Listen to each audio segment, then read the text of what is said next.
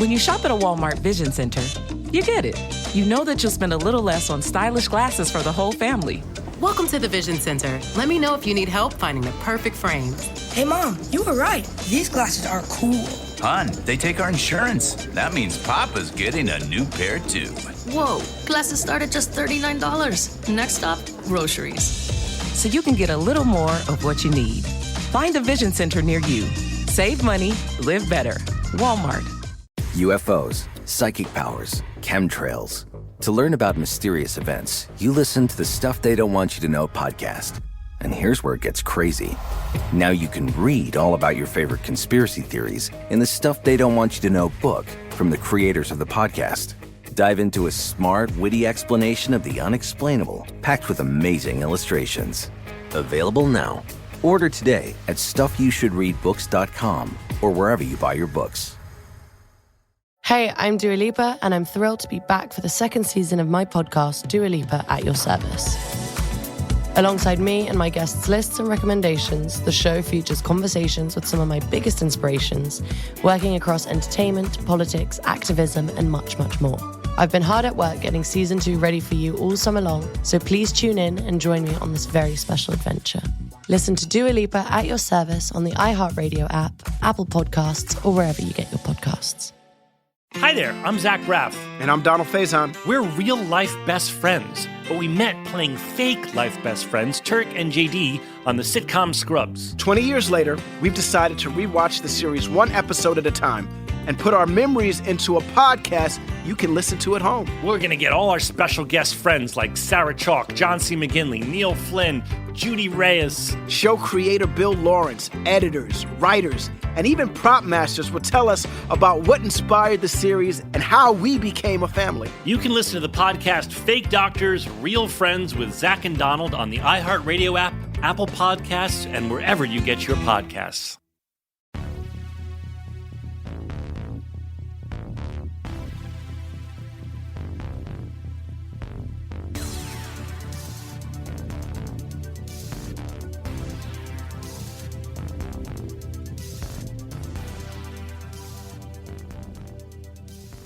Hello, hello, hello. How are you doing?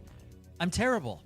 I mean, we're all terrible, right? Let's just be straight up and honest about it. But we are here in the audio community talking about independent music and why it gives us life and why music, frankly, gets us through the toughest times when we are going through all of these insane, unprecedented things. But more on that in a moment. I'm your host, Ray Harkins. We are here with 100 Words or Less, the podcast doing that independent music thing like I was telling you about. And we have Riley Gale from Power Trip this week. This was a spectacular episode. It took us, I don't know, 2 months to set up. We were trading emails and phone calls and just missing each other. But Riley and I finally connected, and he did it over his cell. So there's some times where his service got a little spotty. But, I eliminated most of the worst parts of it. But, just bear with us because that was what we were dealing with at that time. But so programming note for those of you that pay attention to the show on a week-to-week basis, I'm taking the next 2 weeks off. And this is, completely separate from this whole coronavirus thing that the entire world is going through. But, I'm just shifting hosting platforms for my podcast, and nothing will change on your end. The podcast will still be free. You'll still be able to download it on a weekly basis. But I'm going to be coming back on the week of, April 8th will be the next episode. So take the next 2 weeks, maybe just dive back in the archives, okay? Because there's plenty of episodes that maybe you missed or whatever. So next 2 weeks are off. It'll start back up on April 8th. And the world is chaos right now. I know myself, like it feels crippling. It feels numbing. You have this, wide group of people being like, it's nothing to be concerned about. And then you see all of the measures that cities and states are taking against this disease. It's crazy. It's unlike anything that any of us have ever lived through. And it's going to be like this for a very long time. And you just do your best to adjust and self-care, because in this chaos that's looming, the only way that you can be of service to your community and the people around you is, for one, making sure that you are staying away from people and taking care of yourself. Two, taking care of the people who literally live in your house. And then if you are not of a compromised health individual, so you're young and you have the ability to traverse in the world, make sure you take care of those people who are. Maybe your parents, maybe your grandparents. Make sure to check in on them. Go grocery shopping for them. Pick up medicines or whatever the case may be. Or just check on your neighbors, because I'm sure there are people who are even more scared than you may be, okay? So just take care of each other. That's the best advice I can give you throughout all this. And listen to a lot of records, because that's what I've been doing, and it feels great to be able to, slow down for a second, realize that there is nowhere to go. There's no fear of missing out. There's no, shows that are happening. It's like, no, let's listen to some records that you might not have listened to for a long time, or listen to some podcasts, right? That's what we're here for. So anyways, I hope you're safe. I hope you are staying sane. And for those of you that also pay attention to the show on a week-to-week basis and have supported me over this journey of, my wife being diagnosed with cancer, the most recent round of tests have come back negative. She's in the clear. It feels incredible to say that, because it's like 3 years clear of it. And have some more rounds of tests to go over the next year and a half, but it feels really, really good. So thank you for caring. Thank you for emailing the show, 100wordspodcast@gmail.com. I always like to, just reach out in the same way that you reach out to me, and I appreciate that. So anyways, here is the conversation I had with Riley Gale. Power Trip is an incredible band. They're recording right now, and they had to cancel some tours. The whole music industry is reeling from this whole pandemic that we're a part of. And do what you can to support them. Not only Power Trip, but all of the artists that had to have canceled, massive tours, and they have merch that they've ordered and records that they can't release and all this crazy stuff. So please support your independent music community, because so many people are being affected by this up and down the ladder, and it's heartbreaking. And I want all of us to do what we can in supporting this community. So anyways, here's a discussion with Riley, and I will talk to you at the very end of the episode and let you know what I have coming up.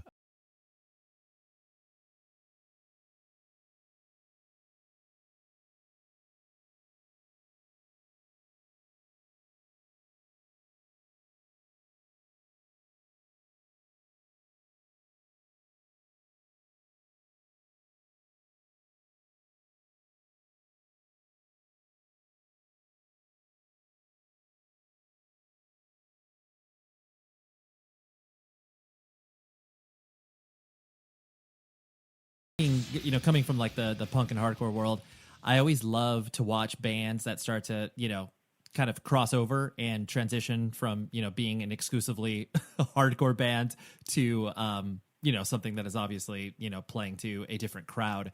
I'm going to guess, like, when you first started to, play more metal-based shows, were you, I guess, like, nervous or intimidated, or you were just like, I don't care, here's a whole new audience? No, I guess it was like the option C. Like, there was like, it was starting to hit this point where we're playing with these other bands, and like, it was like we'd open for Agnostic Front or the Cro-Mags or whatever, and we'd like outdraw them and have like a crazier show. And then in my mind, we started thinking, this is probably around 2014, 15. I'm like, look, just put us in a room with people who like heavy music, and I think they'll leave liking us, because then we play with like Crowbar and Prong and stuff, and still do just as well. And so it was this thing where I was just kind of like, put us in a room with people who like heavy music, and I think we can like. We'll leave the show, and the worst thing that they'll think is that we didn't suck. Totally. It worked for me, but they didn't suck. That was like, I thought, I believed in that, and then we got offered that Death Heaven Anti-Clan of God tour in 2016, and that was kind of like the chance that I to prove my point, and it kind of worked, because it wasn't one of those things where it was kind of a mixed bill sort of show. Like I go you know, we dove right in, even though Death Heaven was on, we dove right into being in with like a mainstream metal crowd, you know, and they liked us. Yeah, totally. I think it's one of those things too, where once you start to be, you know, comfortable with how you are as a band, and like you said, just be like, yo, put us in a room with loud guitars and like, we'll probably do okay. And then just be able to, you know, lean into that and be like, well, at least we inspired reaction. People can either hate us or they love us. That's exactly what I'm talking about. Yeah. Like, I mean, most of the time, see, I think we're good. I believe in my band enough, and I think we're a good enough band where people mostly think they're neutral on us, you know, like we usually, you know, not like to brag or boast or anything, you know, we usually really impress these people who've never heard us before. And then what happens is they go home and they check us out, and then they come back around the next time and they're super fans. But yeah, I mean, we have plenty of people who, I don't know why this still sticks in my mind, but there was just this guy on the High on Fire tour, that he was like shorter hair, redhead, like orange mustache, who just was not impressed by us at all. Like, he like was clearly there to see High on Fire, didn't give a fuck about us. Like, and that's cool. I don't care. Right. Yeah. You just like, well, okay, we're never going to have 100% approval rating because obviously it's music and everyone's going to have an opinion on it. But, you know, yeah, I totally. Exactly. But I can go out there and do my best, you know, and like, yeah, I don't even need to sit there, you know, like I would hate the question, like, why, like, if someone asked me, I don't think I've ever been asked, but if someone was like, why should people listen to Power Trip? I think maybe I have been asked that before. I'd be like, I don't know, I don't really care. Like, listen to whatever you want. Like, there's stuff there that you know, like we're not an essential band. What we're doing isn't changing the wheel of music. And I think any artist out there these days that says they are is pretty arrogant and pretty self-absorbed. We're just trying to do what we do well, and that's like really just our goal there, is to just, you know, we have our influences, we like what we like, and we're just trying to write songs in that vein and make them as good as they can be and see how the outcome is. So yeah. You know. Yeah, no, totally. And I just remember for years I worked at Century Media Records, and, you know, like I mentioned, like coming from sort of the punk and hardcore scene, that is what I was used to. And of course I liked metal, but I didn't have the deep knowledge of like what the culture was like until I started to work with some of these bands, and like, you know, not throwing shade on them, but it was one of those things where it's like, you know, when bands, because obviously Century Media has a lot of bands in Europe. And so once they started to like tour over here in the States and then be like, oh yeah, like, you know, we need a tour bus. And it's like, dude, you only are going to have like 200 or 300 people at the show. Like, you can't afford a bus. And just that divergence. Touring Europe versus touring America are two entirely different beasts. And it doesn't matter what level of band that you are. I just think that metal here is smaller, and therefore you're not provided the same luxuries as, and hospitality in Europe is really good. There's pros and cons for both, but yeah, you're right. Like, you know, touring Europe, you know, if you're a European touring America, it's going to be a kind of a shock to your system, because you don't, you know, in Europe, most of the time they feed you and they put you up, and you're mostly traveling, and like at worst you're traveling in a Sprinter with like a bunk, and it's like, no, you might be like packed in a van and getting motel rooms, and like you might get like $10 a day to like use towards food, but the rest is on you, you know, like every dollar has to go towards, you know, this van rental and this backline rental and this trailer rental and the airline tickets and all this stuff. Like, there's just two different models in the way, but America's starting to sort of take on some of the things that Europe is, which is a good sign. I've been noticing as I've been touring the two. Sure. That, you know, just some small things here and there. But it's you know, when we talk about scenes, it's like there's so many. And we fit in with quite a few because we like them all. But like, you know, like you said, like American metal is so different than European metal in terms of likeness and sound. And then you even have like Japanese metal. Like what's big over there is very different, you know. So it's an interesting time to be a band that I guess is sort of hyped because, you know, in America it's kind of like just what's the new hot thing, and then in Europe they kind of like their metal a bit more traditional, you know, but like we are very traditional, so they do end up liking us. It's just taking time and getting in front of the right crowds to kind of build up a fan base over there, but it's starting to work. And we're doing like a whole festival or a whole tour with Creator and Lamb of God. But then, like, you know, the rest of the world, it's a roll of the dice. You know, Australia, almost all our shows are sold out.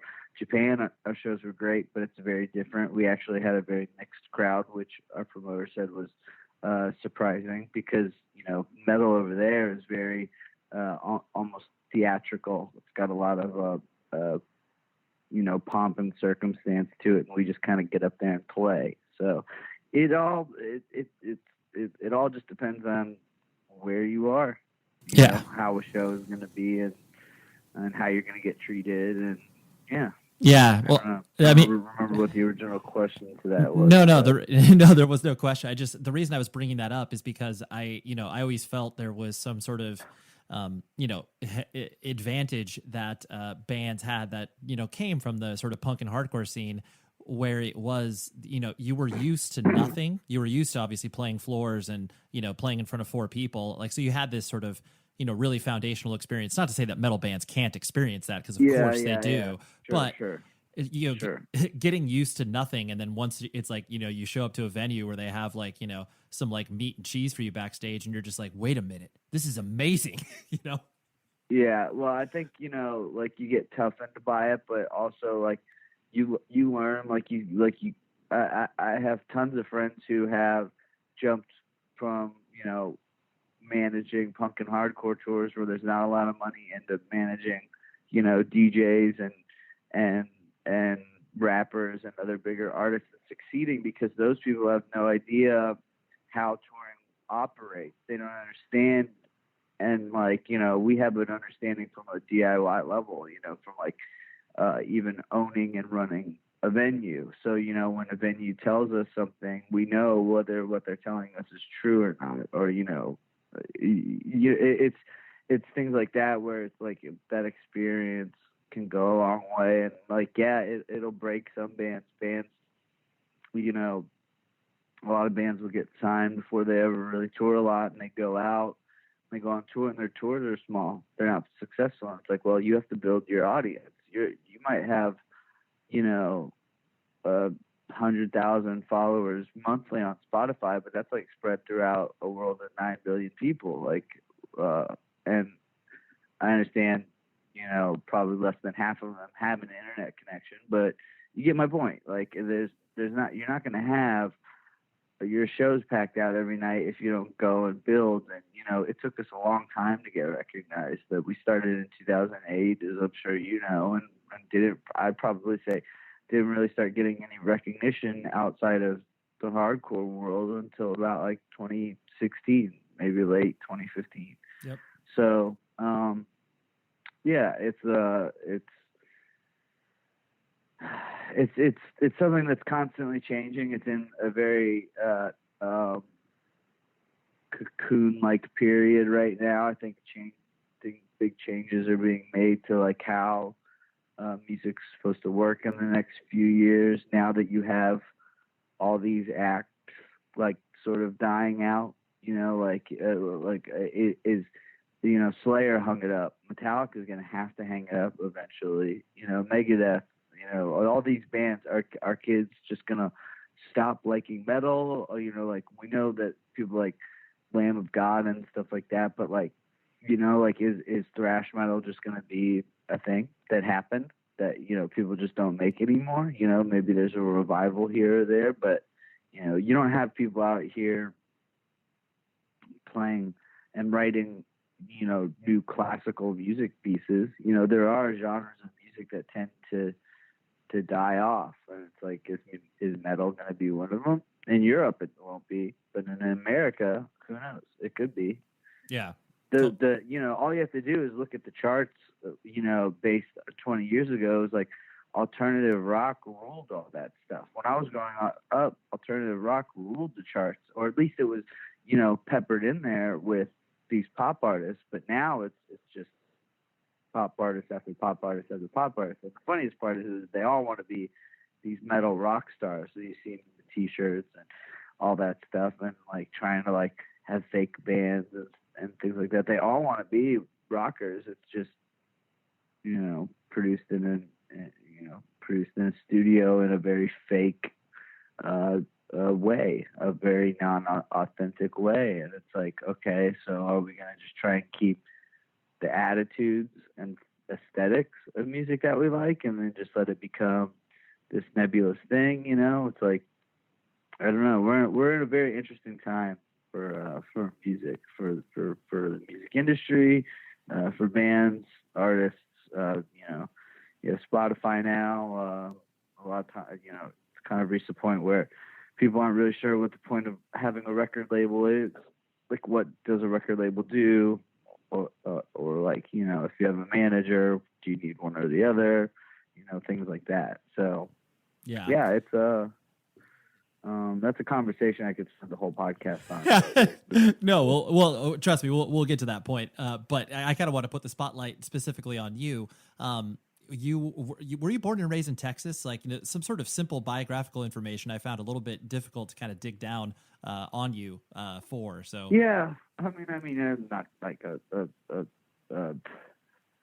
a mysterious person. No, I was born and raised in Dallas, in like the first suburb north of the Dallas city limits called Richardson. My parents are from Detroit. Well, my dad was technically born, I believe, in South Dakota, or maybe it was Iowa. But essentially, my father's, my dad, my grandfather on my dad's side was a collegiate football and wrestling coach. So he would travel around the Midwest a lot and be, you know, an athletic director or whatever. So like, he was athletic director at Wayne State, which is the university in inner city Detroit, for like 20 years. I think the athletic wing is named after him, maybe. But anyway, they spent like all their formative years in Detroit and then got out, came to Texas. Don't really know why, actually. I think they just wanted to get out of Detroit, and then and that was, I was born in '86. I'm 33 now. Lived in Chicago for 2 years. Just wanted to live somewhere else. Would spend summers in Michigan and stuff when I was a kid. Would go there, spend like a week or two. I think 1 year I even spent like a month. So that was always really nice. Like the summers in Michigan are very pretty. So I'm kind of like a Midwest blooded person who was raised in Texas. Sure. Yeah, you got it. You got the Midwest thing down. Yeah. Are you an only child or brothers and sisters? I'm the oldest, but I have a middle brother and a brother and sister who are twins. And I believe that makes them 25 and 29. Nice. Yeah. Got it. And so, I mean, just the couple of times that I've seen you play, I'm just making some armchair judgments on you. You definitely seem like the sort of guy that, you know, would probably be able to travel in school, being kind of like the guy that's like, oh yeah, like, you know, I'm friendly and outgoing. But then, you know, I'm into some weird stuff, but, you know, I can kind of generally speaking get along with most people if it's like, you know, the jocks can kind of respect me because I'm maybe a crazy dude, and then the nerds like me because obviously I'm super into whatever independent music, whatever that may mean. Is that a correct assumption about you, or am I completely off base? Yeah, I got along with everybody in high school. I think that's a pretty fair assumption to make. I actually went to an all male Catholic school. It was a Jesuit school, and it's interesting when you separate the genders from each other, whatever the sexes, how much less people fight and how much more guys get along. There's sort of this sense of brotherhood, and there wasn't really like any bullying. I guess I went to a very progressive school. We had I know my senior theology teacher was openly gay, and no one had a problem with it. I don't know. I had a very unique high school experience in terms of there just wasn't a lot of bullying in general, but I got along with everybody, but I didn't have one friend group necessarily either. Or if I did, they were kind of outliers. But from going to shows and stuff like that, from kind of seeing how to confront people and stuff, I was someone who was able to stop, some bullying situations when I was in high school, able to not be, some fucking hero or trying to sound like a hero, but, I was able to keep people from fights from escalating, or making sure if two people were going to fight that it was going to be a fair one, or just, telling dudes to lay off of somebody else, like simple things like that. It was hardcore and punk kind of gave me the courage to sort of stand up to people in those moments when they would be assholes and when confrontation would happen, but they would de-escalate really quickly. So yeah. No, that's cool. Well, yeah, I had a really unique high school experience, I would say. Yeah. Was there a particular reason that you went to that school? Like, were your parents religious and they wanted smaller class sizes, or what was the vibe of you going to that school? I think my grandparents were Catholic, and my parents were never practicing Catholics. My dad got my mom pregnant before they were married, so they kind of had a shotgun wedding. I think my grandma would have had a heart attack or something if I was born before they were married or whatever. So they were the more like religious Catholic types. Was my grandma, my grandpa, on my but on both sides of my family, really. And then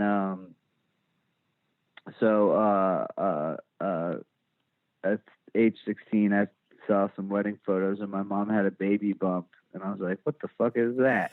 And she was like, "Oh, that's you." And I was like, "Oh." I was like, "Thanks for telling me." She's like, "No one ever told you?" And I was like, "No one ever told me." And she's like, "Oh, I guess we forgot." I'm like, "Thank you. That's some information." Yeah, right. No. that's pretty important for me to know. Thanks. But yeah, they. What was the question? I'm sorry. No, it's okay. I was going to say why you were sent to that school, because usually there's kind of a specific reason. Yes. Okay. So right, Catholic wedding, at a nice Catholic church out here. My parents ended up liking the school, so when I was old enough, they sent me there. So I went to Catholic school from like kindergarten through 12 through high school. I think they just wanted to send me to a good school. I think my father knows. My father's not a religious person, but I think he knows a lot about religion, and I think he thought if we're going to send him anywhere that's private, that like Catholics would probably be the best bet. And that's where you went. So yeah, that's how it is. I tried pretty hard to get thrown out of school sometimes, but it didn't happen. You weren't successful. They always believed in me. Yeah. There's a disciplinary principle who like, I'm not going to let you get expelled from the school, and I'm really glad they didn't. I'm glad I did it. I had a really good time at that school. It was funny. We like I said, mostly everyone got along. There was a lot of brotherhood, blah blah blah. And then down the street, we had a sister school called Ursula, and those girls would tear each other apart. Like they hated each other. It was just like cattiness and fighting. And like I know a girl who got expelled because another girl took a shit on the floor of the bathroom and then blamed it on her. Like I was like, I heard this girl did it. Like I was like, oh my God, that's like brutal. Yeah. Diabolical. I didn't even heard of anyone at our school doing shit like that. Like we would pull pranks, but we were never mean spirited about it. Yeah, for sure. Certainly wouldn't get anyone expelled out of school. Right. Yeah, totally. And so, I mean, kind of going through school, like you said, you were trying to get expelled or what have you. Did you have any sort of, I guess, vision for your future? Was it one of those things of like, oh yeah, like maybe I, can be a I don't know, like whatever. You had some sort of career or profession in your head. Growing up, I always wanted to be, I always said I wanted to be a movie director, not knowing really what that entailed. I just knew that I loved movies and I was into how they were made, but I still didn't really understand what a director did. But when it was like, what do you want to be at school with like career day? Like, that's what I always chose. I think I chose geologist a couple of years, probably around when Jurassic Park was hot or something like that. But, no, like in my head in high school, I always just thought it would be this sort of lazy kind of like, okay, I'll go to college for English and I'll just figure it out. I'll teach if I have to, or I guess I sort of saw myself in some like writing, editing role. Like I got a counselor turned me on to like technical writing, which is like a well-paying profession and industry, and I ended up getting my degree in that actually. But it was funny. Once I started doing band stuff, I became really obsessed with that.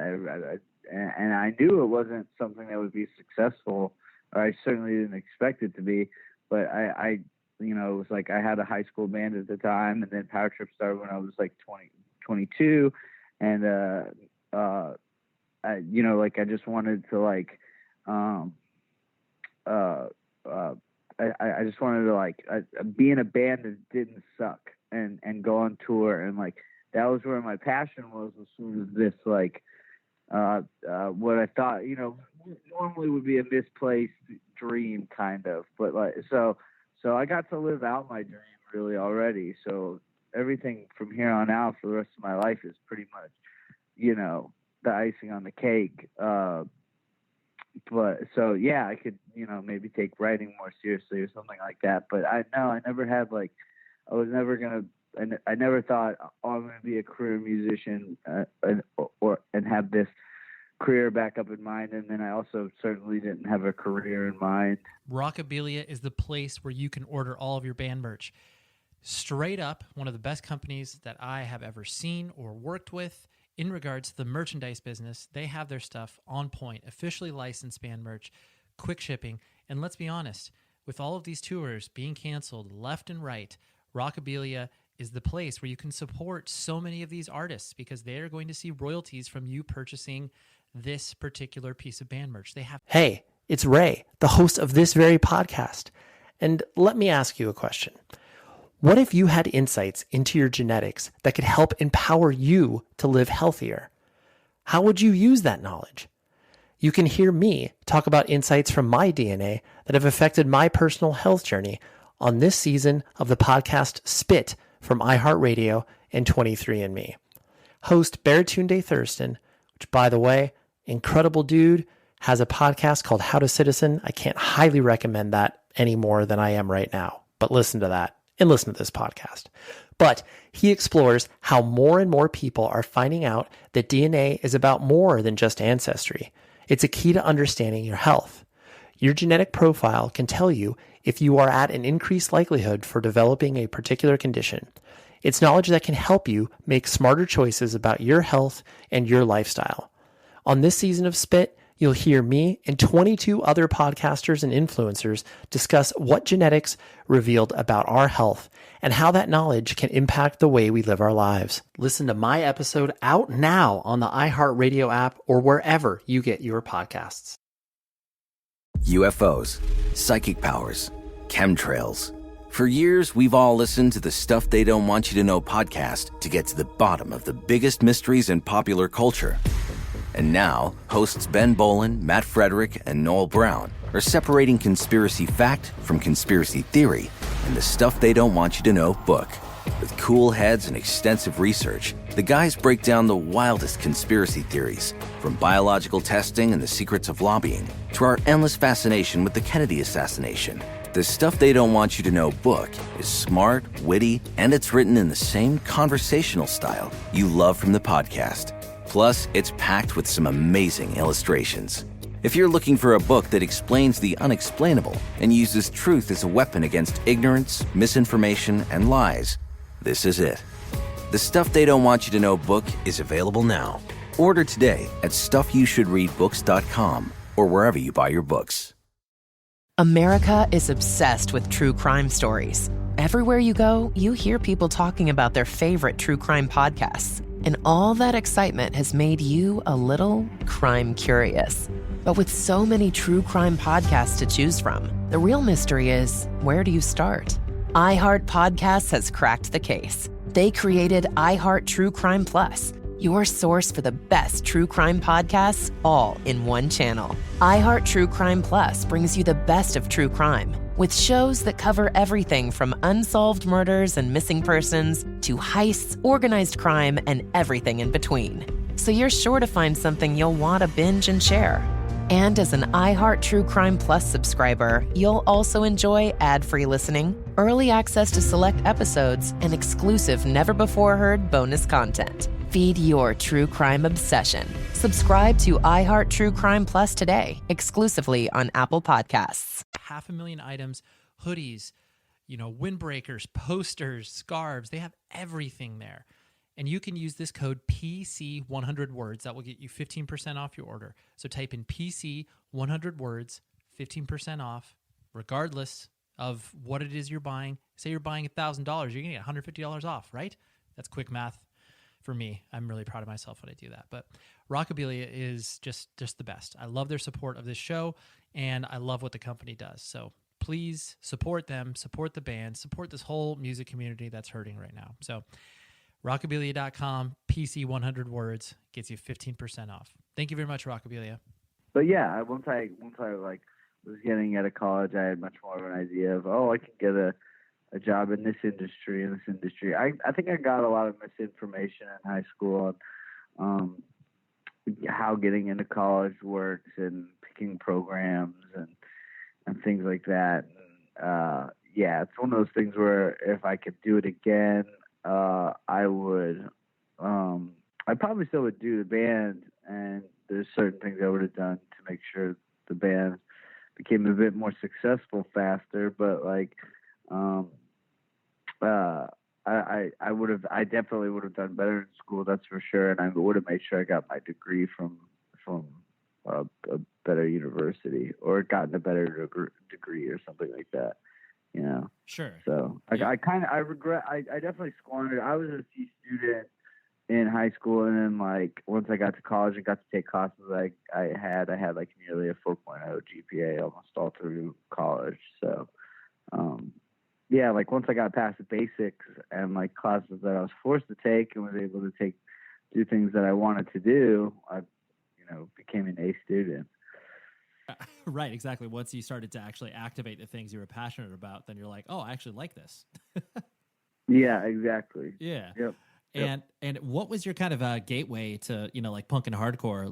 Did you have, obviously you were the oldest sibling, so you didn't have any, older brothers or sisters to kind of show you the way. Was it just kind of, your friends starting to ping pong ideas off of each other? I had an older cousin, actually. Well, so I had kind of known about some music through a friend's older brother. There was a neighborhood kid that I was friends with, and he and I would run around, and he had like an older brother who was into like Sepultura, and I think like I heard Napalm Death for the first time from him, and like was like, this is the scariest music I've ever heard. And then like, you know, like years later realized it was Napalm Death and was like, whoa, that's crazy that was that band all those years ago or whatever. But like, yeah, there's like, he had like a brother who was sort of like a metalhead, but you know, like he didn't really want to hang out with us much. He didn't really care less. But what we did do is I had a cousin who was from Southern California, and he basically was like, I think I was into like the first Linkin Park CD or something, maybe like 311 or whatever. He was like, nah, that stuff's okay, but you need to listen to this. And he showed me all the like Southern California punk that was in at the time. All the Fat Records stuff, the Epitaph stuff. He's like, you know, showing me, you know, Strung Out and Granted. Lagwagon. That was yeah. That Lagwagon was on. Yeah, that was so like. That's probably the summer between like 7th and 8th grade. 8th grade in high school, I can't remember, but yeah. From that point on, I fell in love, and I was like, really all I cared about for years was punk music. That's awesome. That's awesome. And so then once you started to like, you know, go to shows and start to get exposed to more stuff beyond just the, you know, Epitaph and Fat Records stuff, were you immediately kind of like taken by the scene and started to go to as many shows as possible, or did you kind of have to like, you know, slowly work your way in there? Yeah, no, I remember Bane had just gotten back together or something, and it was like 2001.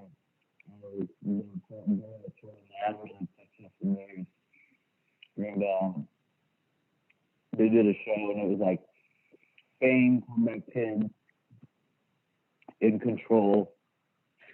I think the Suicide File might have played. Who else played that show? Oh, The Promise. See, it was a real wild lineup.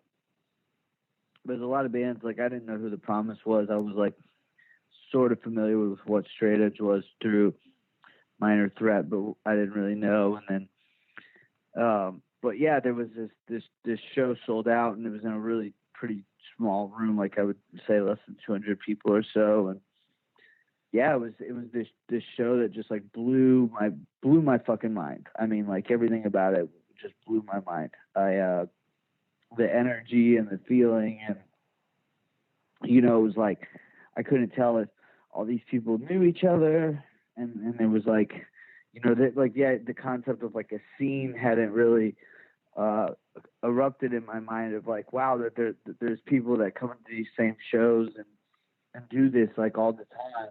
I realized that existed, and yeah, I was like, I want to be a part of this. This is for me. This is the fun that I want to have, and these are the people that I want to have it with, and that's sort of how I guess I got launched into all of that, was just sort of seeing my first true hardcore show, because I had seen a bunch of hardcore bands. I had seen like violent stuff, like I'd seen like Hatebreed and Blood for Blood and Sick of It All and all that stuff, but like this was like the first show where it was like, wow, Unity, kind of like it was on the more positive tip. Yeah, on the more positive tip. And then it was something where I was like, oh, I liked melodic hardcore for a really long time because of that, because of that positivity and all of that came with it, and it made me feel good. You know, I even had like a shitty like melodic hardcore band for a few years before starting Power Trip. I won't name it. Someone could probably find it, but that's fine. I wish they wouldn't. But I won't name it. It's okay. Yeah. I'm not even gonna tell you, so you can't name it. Yeah, I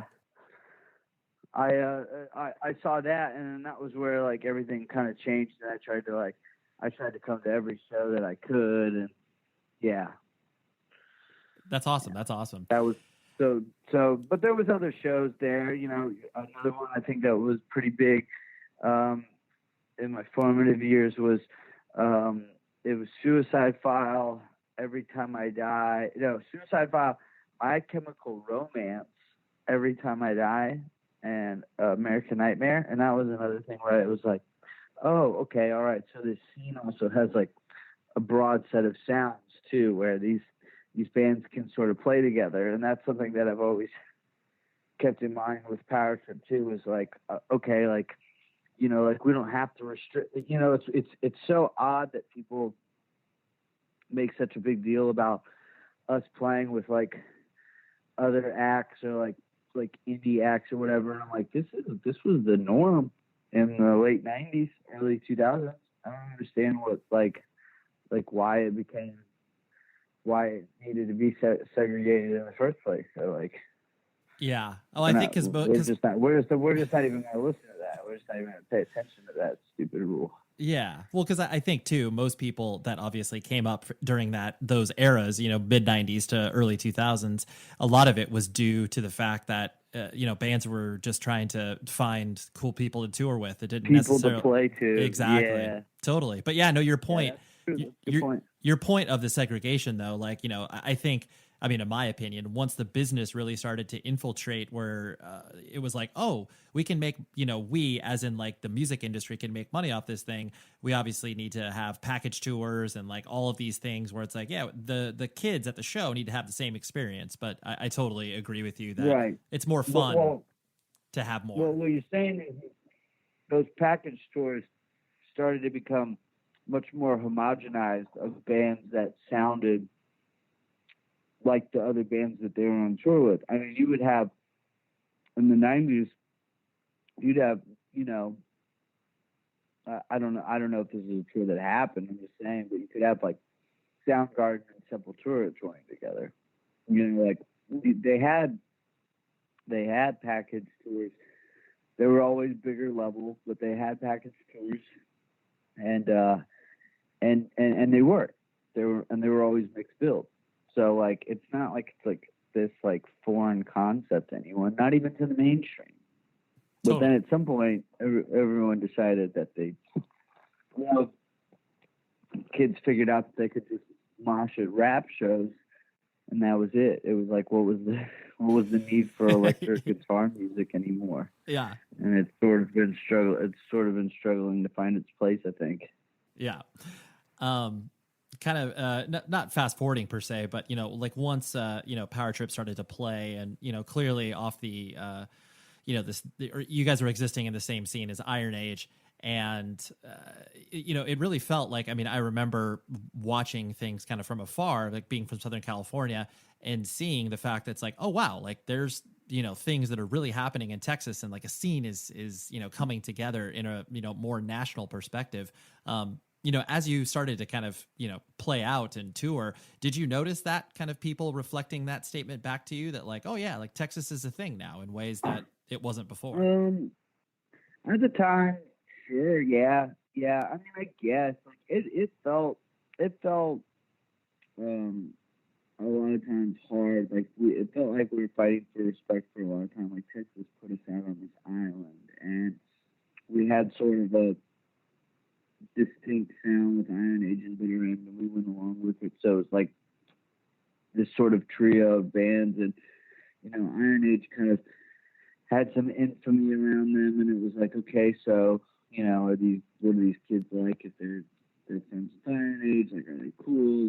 Like those guys can be troublemakers, whatever. Like, and then Bitter End really just like wasn't touring as hard, I don't think, at the time. It was just this new, people were very curious about us. Like, oh, who is this new band? And then they liked it, and I think we were good. I think we're fine. I think we're at the level now where we're getting the respect that we deserve. I think it bums me out when I see bands start earlier, and then because of marketing or knowing the right people or whatever, they get kind of like they sort of skip a level, and they kind of they get to like, they get bigger faster. That stuff sort of, it's hard not to be jealous of stuff like that. But like, at least I can also say we grinded for everything that we did do. Like everything that we earned did not fall into our lap. It came from us being on the road, for 200 plus days a year. In recent years, maybe even more, 250 plus. I don't know. Yeah, I think it's one of those things where, I think we did the math recently. It was like we had definitely done like 1,000 shows in like 5 years or something like that, which, that's a lot. Might not sound crazy, but you do the math on that, that's a lot. So, yeah.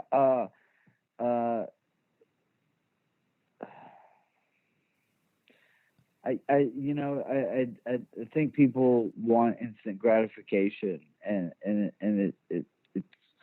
it might be what helps us survive, is that we went, for so long feeling like, all right, we're just doing this for fun. This isn't, we are all coming home to day jobs, and this isn't like the most important thing in the world to us, and that now it is, and there's pressure on us. But like, I also know that, like, if it ended tomorrow, I'd be okay. Like it's not life or death. It's not life or death here. So yeah. No, well, that's a real healthy perspective, because I think, a lot of people, regardless of what scene you're playing in, a lot of people attach their ego and many times like self-worth with their creative output, which is, of course, like, that's a healthy thing to a certain extent. But when it's like, when you're Riley from Power Trip and then you can't see your life past that, like that's a scary scenario to be in. Yeah, exactly. And yeah, I think, right now, that probably is, that's who I am. I am Riley from Power Trip, but like, in 10, 20 years, who knows? Maybe it's Riley, the guy who wrote that movie, or it's Riley, the guy who's dead, or, it could be like, hopefully not. Hopefully not. But it could be any number of things that, like you said, like, people go through career changes. It would be out of the norm for me to like, it'd be out of the norm for me to do this as a career for 40 years. It would almost be odd and out of place. It wouldn't make sense. Yeah, no, I get it. Like you're almost supposed to have changed jobs and found a different career. Like it's very rare that people stay doing the same thing. My dad's been an entrepreneur his whole life, and I think he's had, he's owned 4 or 5 businesses on his own, and it's just, he moves on. He moves on when it's time to move on. And I feel like, there might be a time where it's time to move on. And when I say move on, I mean, don't break up the band, but it's something where it's like, okay, we just won't tour as much, we won't do these back-breaking tour schedules anymore. And, like, if you really want us to come play your show, then, you might have to offer us a little bit more money, because, I have a job now. Like, I gotta ask off, things like that. So, yeah. One of our guys just bought a house and proposed to his girlfriend. I'm sure a kid's not going to be too far behind. It's like we're in our 30s now. We need to. I want to live. I think it's fair for me to want to live like a normal 30-year-old. And I feel behind, but like at the end of the world. But I would like to. It's got to start to pay off. If I start to reach 40 and my lifestyle hasn't really changed much between now and then, I really might start assessing, like, if this is the right career path for me, because, I want to build, I want to provide for something. I want to provide and leave something behind for whoever is after me. Yeah, no, I totally understand what you're saying. And kind of on that same tip, the business, once Power Trip started to get out there and, like you said, start to work with labels and management and all of these music business trappings that every band has to consider. Have you been I guess comfortable in dealing with that? I mean, I know no one really necessarily likes it that much, but what's your relationship, I guess, with the business side of the band? I mean, yeah, I'll definitely say no one likes it, and we all hate it to an extreme. Luckily, we have a friend. His name is Brent Eyestone.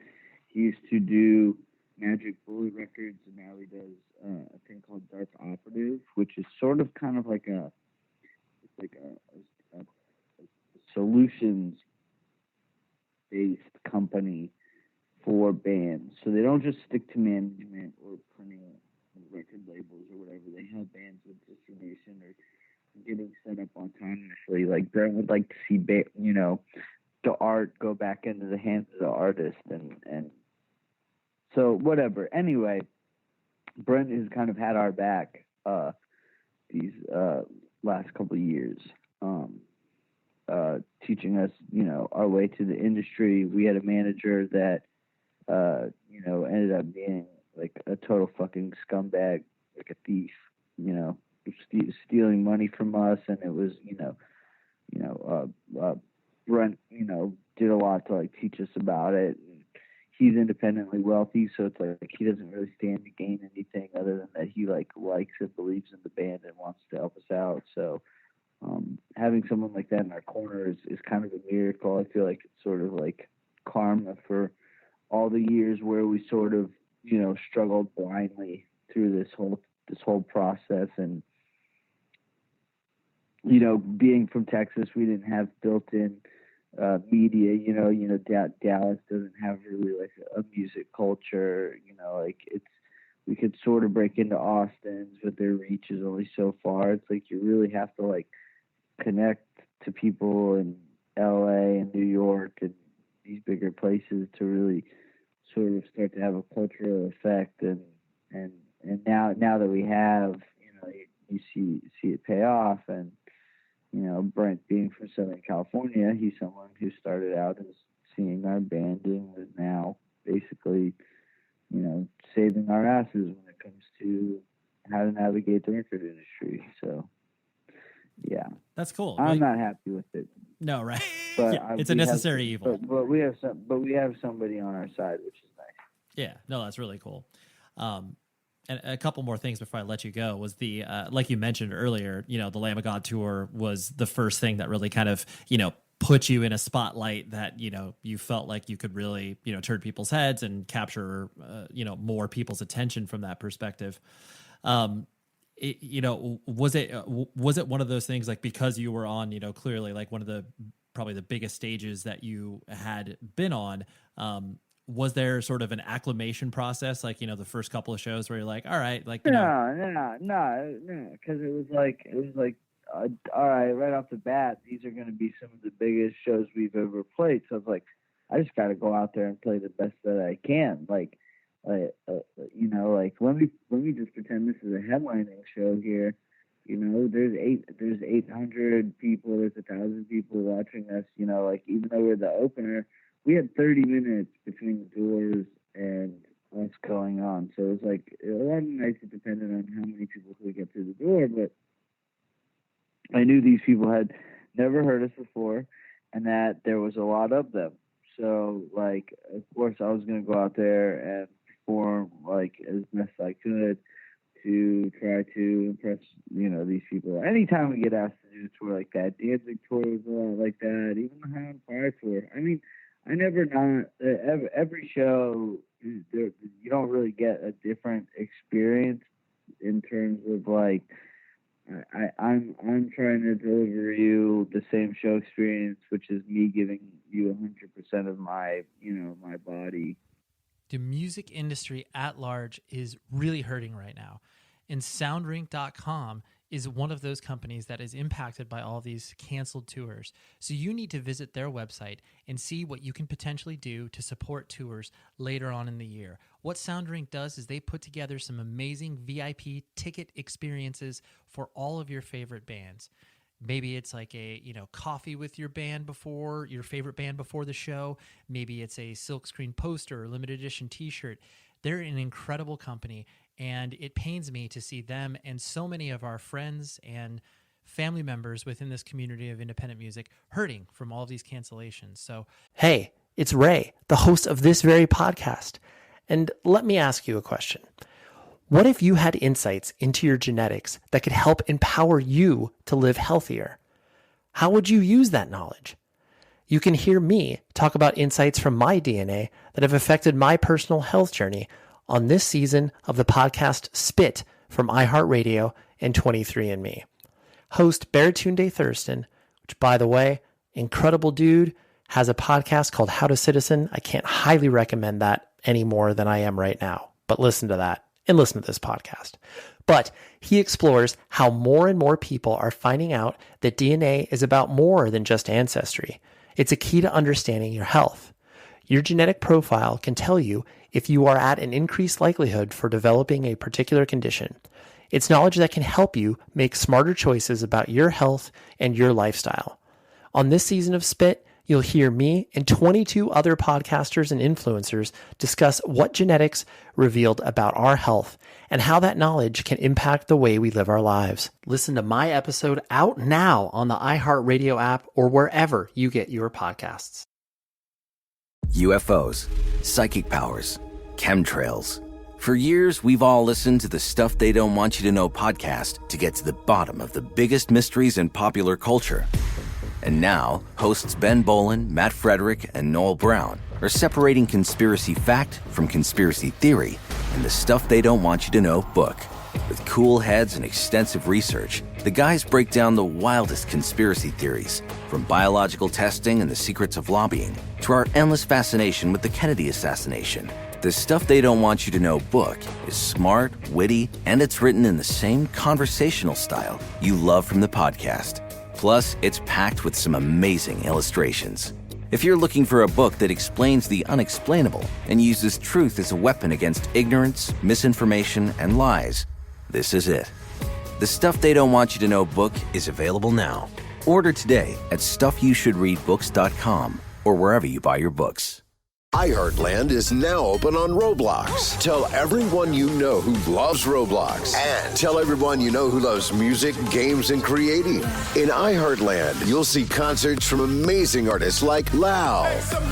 You'll play, you'll build, you'll hang out with other Roblox fans, bringing people together. That's what iHeartland on Roblox is all about. Now open. To get started, check out iHeartRadio.com/iHeartland.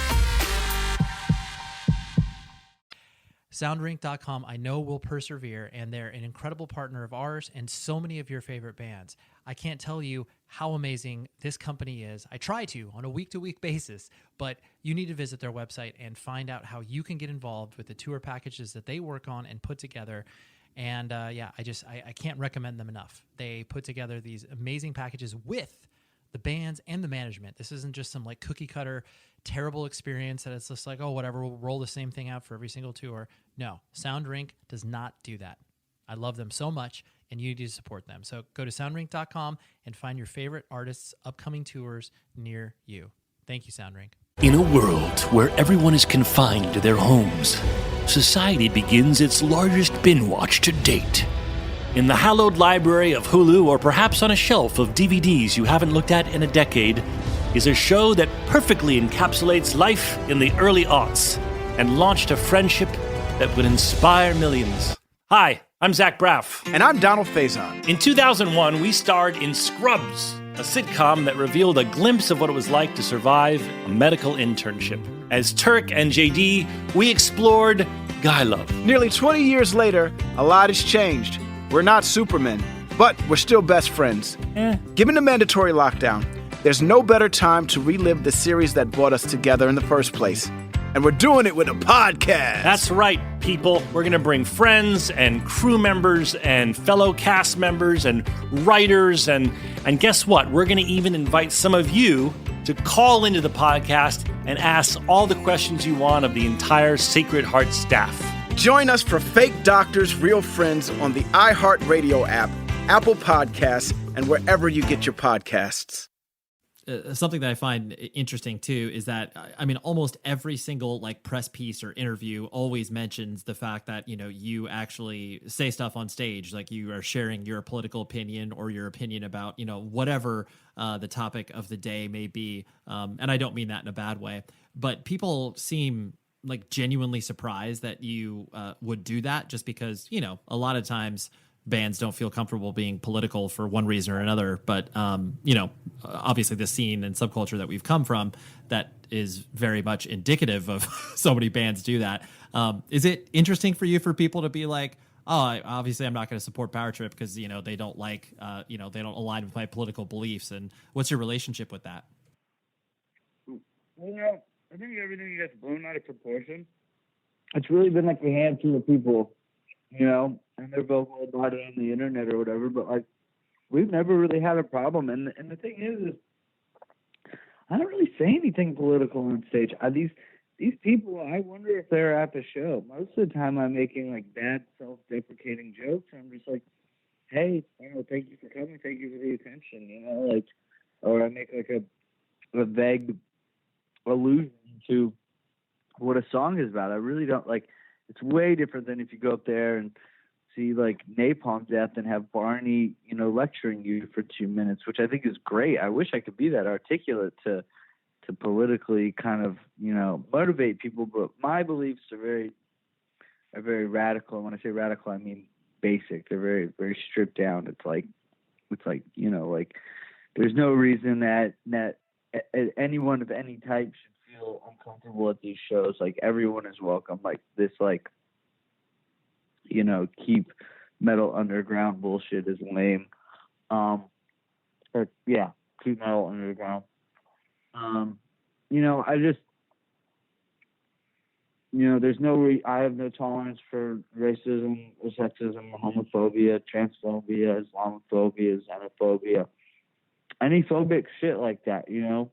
I hate seeing people get mistreated at shows, you know, so like security guards, you know, like guys who think they're pit bosses, things like that, you know, I want that taken care of.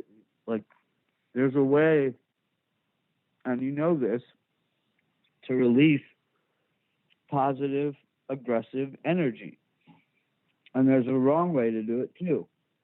And what I want to do is bring that positive, aggressive energy from whatever early Power Trip shows or from the hardcore shows I grew up on, and I want to bring that to our shows. That's why, you know, it's like I encourage anybody to mosh the way that they want, as long as they're not being an asshole.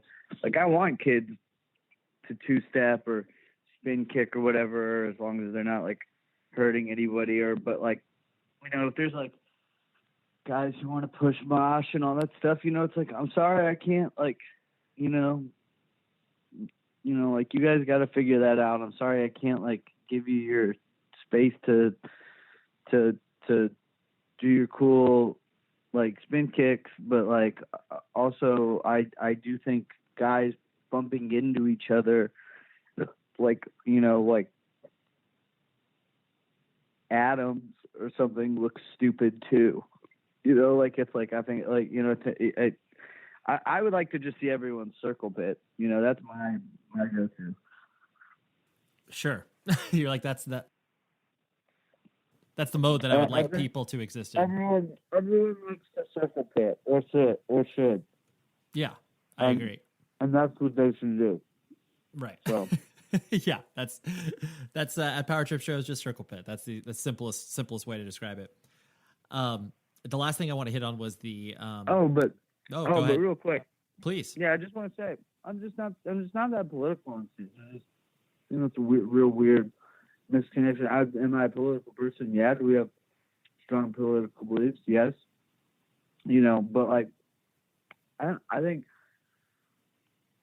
I don't think I go that way to challenge anything that complex. It's like it's very odd. I'm not trying to be a political figure, a political martyr. I want to talk politics because I think it's easy. I think people are missing a lot of points and getting hung up on a lot of minutia, and rather than looking at like the facts of like how to stop, climate change and how to end world hunger, and like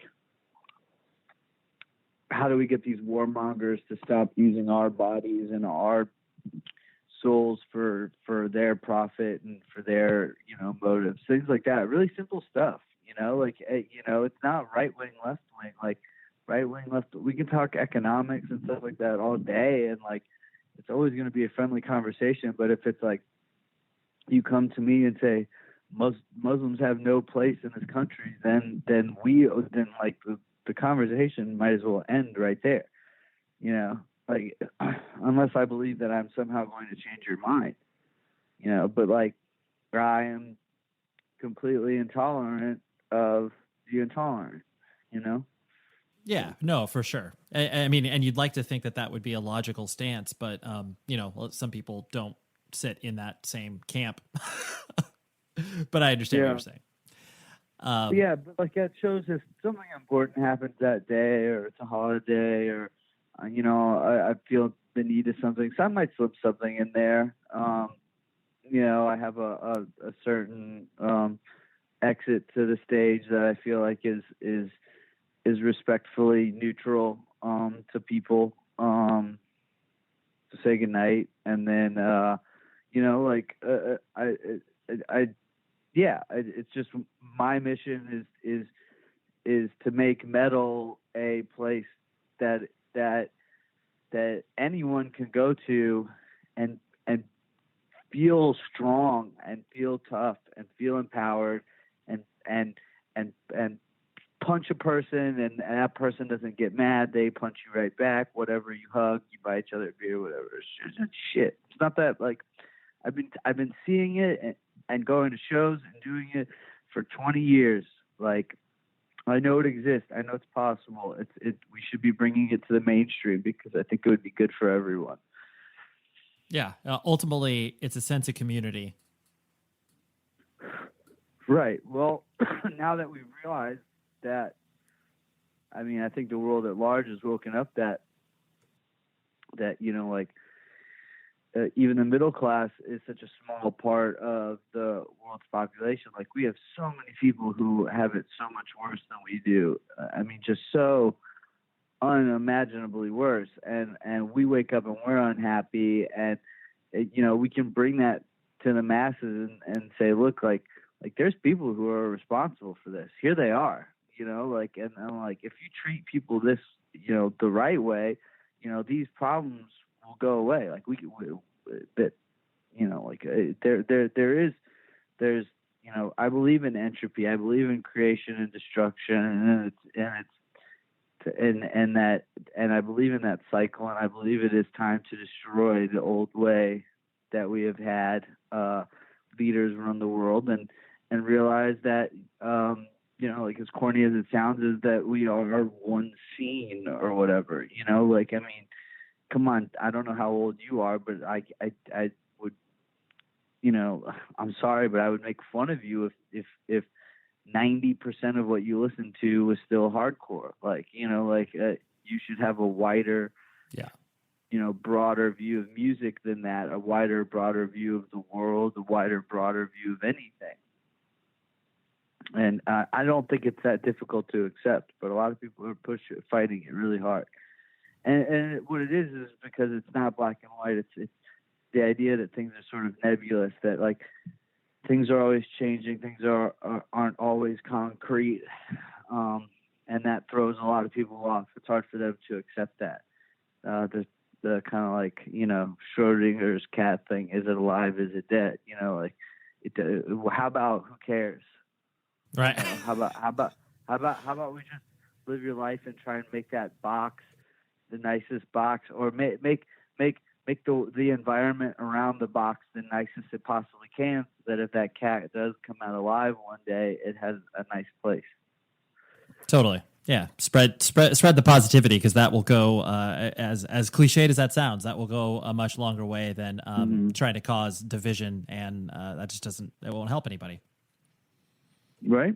Yeah, I agree. The last thing I want to hit on, then I'll let you go, is the, when you guys started to get out there and tour, you clearly have one relationship with tour when you first get out there. And then, you're, when touring becomes such a regular part of your life, like you mentioned, 5 years, over 1,000 shows, how does tour sit with you now? Is it one of those things that you, it's a part of your, quote unquote job, and you have to do it? And, do you enjoy touring still? Like, where does your head go? It entirely depends on the circumstance, where we're going, how long we're going for, what we're in, who we're with, all of that, Got it. It's like, hey, do you want to, we could do a week of shows with Red Death while you drive the van and trailer up to Chicago and you play with the Misfits. Yeah, fuck yeah, that sounds awesome. All right. Do that, with Danzig, but you're in a van and a trailer for like 2 or 3 weeks. All right, that can be kind of tiring. Like, on the High on Fire tour, we use this thing called a bandwagon, which, do you know what that is? Do you know what a bandwagon is? I do. I hate them. I hate them so much. I think they're the worst things in the world. I call them mobile jail units, because it actually feels like being in county jail when you're in it. I couldn't say enough bad things about it. So if your podcast is sponsored by Bandwagon, I am sorry. Don't worry about it. We're safe. We're safe.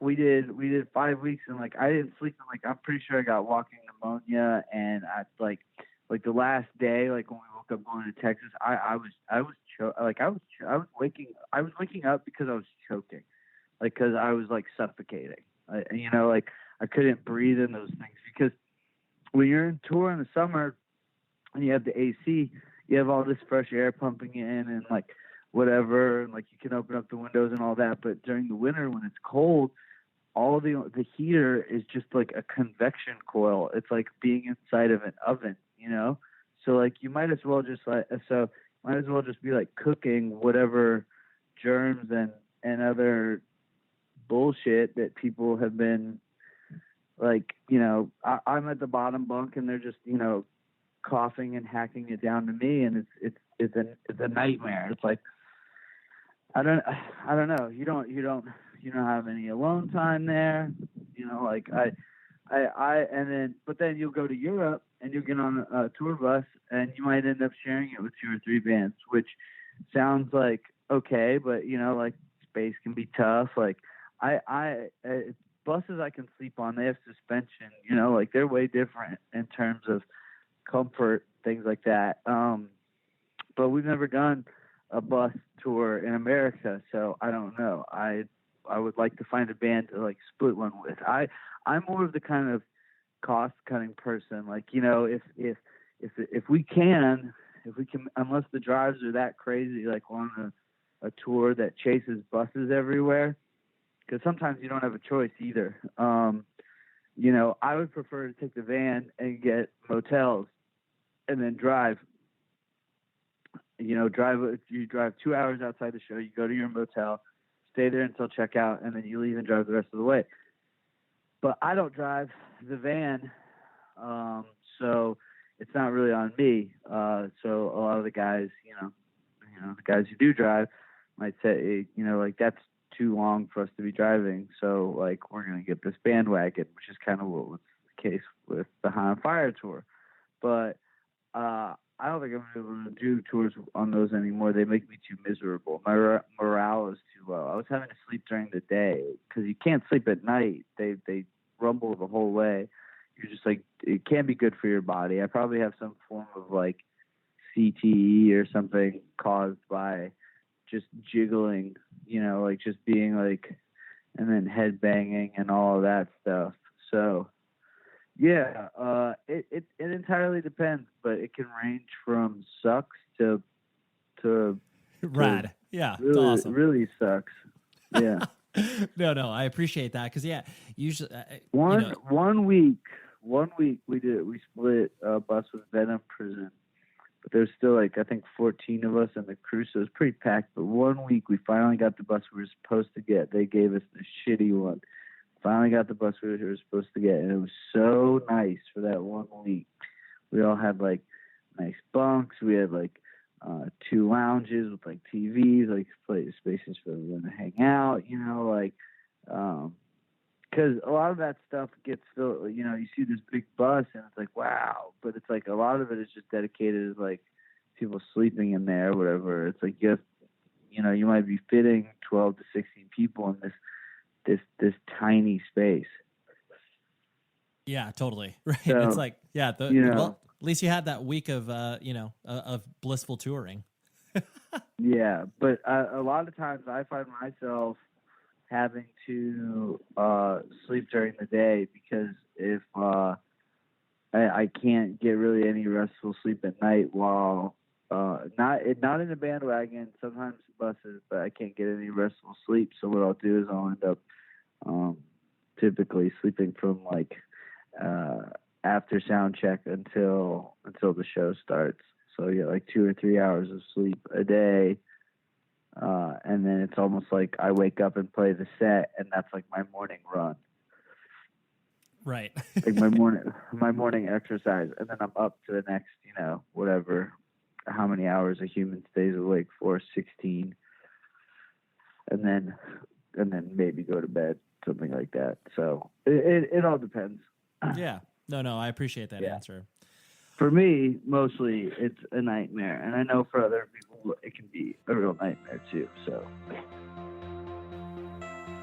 all right, Riley, thank you very much for coming on the show. Thank you very much, Bailey, for setting this interview up and making sure it happened. I appreciate that. So, like I said, 2 weeks off. Next new episode will be April 8th, and that episode is with Casey Cavalier from the Wonder Years, who unfortunately just had to cancel a tour recently that they were out on. But I had this discussion with Casey probably about a month and a half ago. It was a great discussion. So that's what we'll have on April 8th. And please, I say this at the end of every podcast, but I mean it even more so now than ever. Be safe, everybody. Hi, I'm Esther Dean. I've made my life by writing songs like Fireworks by Katy Perry, Super Bass by Nicki Minaj, What's My Name by Rihanna, just to name a few. And now I'm having an absolute blast sharing some of the knowledge that I've learned with upcoming songwriters on Songland on NBC.